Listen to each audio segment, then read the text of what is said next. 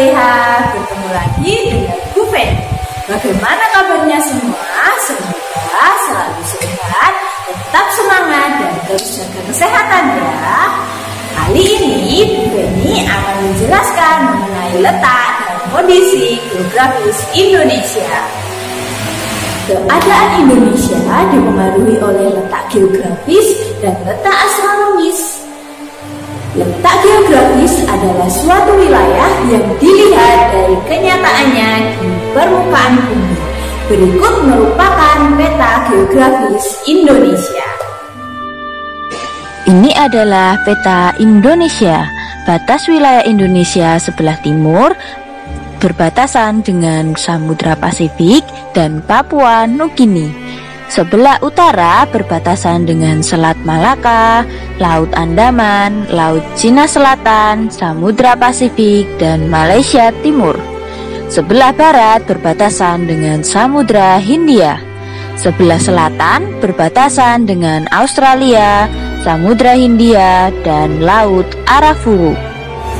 Selanjutnya adalah letak astronomis. Letak astronomis adalah letak suatu wilayah yang dilihat dari posisinya di garis lintang dan garis bujur.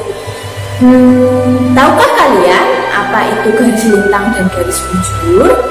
Garis lintang adalah garis khayal yang melingkar secara mendatar di permukaan bumi, yang membagi bumi menjadi bagian utara dan bagian selatan. Sedangkan garis bujur adalah garis yang menghubungkan kutub utara dengan kutub selatan, yaitu membagi bumi menjadi bagian barat dan bagian timur. Letak astronomis Indonesia berada di antara 6 derajat LU sampai 11 derajat LS dan 95 derajat BT sampai 141 derajat BT. Letak astronomis Indonesia yang berada di wilayah tropis menjadikan Indonesia juga ikut beriklim tropis. Iklim adalah keadaan rata-rata cuaca pada suatu wilayah dalam jangka waktu yang relatif lama. Adapun cuaca adalah keadaan suhu udara, tekanan udara, curah hujan, angin, dan sinar matahari dalam waktu pendek dan tempat tertentu.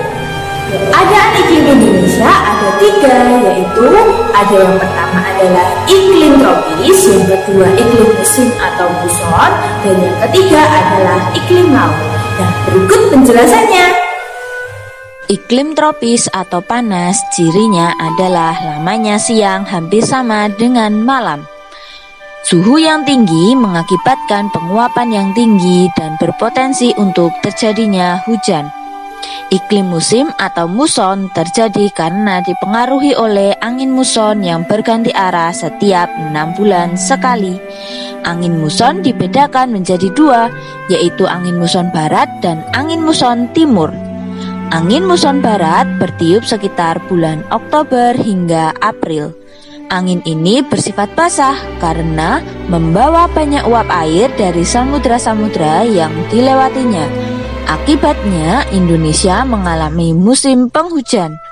Angin muson timur bertiup dari arah timur sekitar bulan April hingga Oktober. Angin ini bersifat kering dan mengakibatkan wilayah Indonesia mengalami musim kemarau. Yang ketiga adalah iklim laut. Terjadi karena Indonesia memiliki wilayah laut yang luas. Iklim sangat dipengaruhi oleh laut dan lautan. Laut dan lautan Indonesia mengakibatkan tingginya penguapan. Wilayah yang memiliki tingkat penguapan tinggi akan memiliki curah hujan tinggi. Sekarang Bu Feni mau tanya, apa itu peta ya? Peta adalah gambaran seluruh atau sebagian permukaan bumi yang dilukiskan di suatu bidang datar dengan skala tertentu. Nah, peta dibagi menjadi 2, yaitu ada peta umum dan juga peta khusus. Peta umum adalah peta yang menggambarkan suatu daerah secara umum. Contohnya adalah peta penampakan alam di suatu wilayah. Peta khusus atau juga disebut dengan peta tematik adalah peta yang menggambarkan hal-hal khusus dari suatu daerah. Contohnya kepadatan penduduk Indonesia. Tahukah kalian Indonesia juga disebut sebagai negara maritim? Hal tersebut karena Indonesia memiliki wilayah perairan yang luas. Luasnya perairan Indonesia sangat mempengaruhi mata pencaharian penduduknya. Nah, ada yang bekerja sebagai nelayan, kemudian petani garam, ada juga sebagai pedagang dan juga petani kelapa. Selain berpengaruh pada kondisi ekonomi, Indonesia sebagai negara maritim juga berpengaruh pada kondisi sosialnya, seperti pertukaran budaya. Hal tersebut karena para pedagang yang berkeliling Indonesia atau yang datang ke Indonesia membawa budaya asalnya sehingga mengakibatkan percampuran antara budaya asli dengan budaya yang dibawa oleh para pedagang tersebut.